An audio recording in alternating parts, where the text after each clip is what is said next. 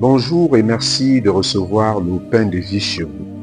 Jésus se lamente une fois de plus sur le sort des scribes et pharisiens. Ils ont l'apparence d'hommes justes et pourtant, ils ont le cœur loin de Dieu. Leur vie de foi ne rime pas avec leur quotidien. Ils affirment des choses et ne les vivent pas.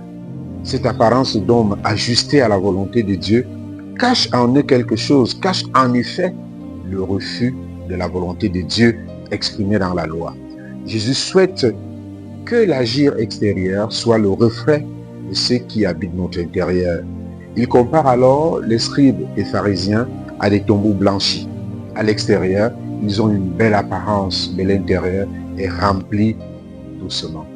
Ces propos de Jésus sonnent encore fortement aujourd'hui pour nous réveiller, pour réveiller notre conscience, la vérité de notre cœur. Jésus insiste pour que nous comprenions que seule la vérité nous rend libres. La foi des scribes et des pharisiens est vide. Leur parole n'apporte pas la vie. La seule parole qui donne la vie éternelle, c'est celle de Christ. C'est celle-là que nous devons accueillir et mettre en pratique malgré les difficultés, malgré les oppositions du monde, qui préfère se tourner vers la mort plutôt que vers la vie que Jésus vient nous donner. Jésus nous met donc en garde contre l'attitude hypocrite des scribes et pharisiens. Pour ne pas tomber dans l'hypocrisie, je dois être sincère, ne pas vivre dans le paraître.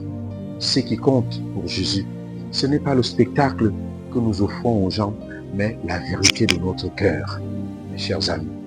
C'est la pureté de nos intentions, la sincérité de notre amour pour Dieu et pour notre prochain. Voilà ce qui compte pour Jésus. Jésus nous invite alors à un retour à l'essentiel, une foi vécue de l'intérieur, une relation authentique avec Dieu notre Père. Demandons pour cela aujourd'hui, demandons-nous aujourd'hui, qu'est-ce qui remplit mon cœur?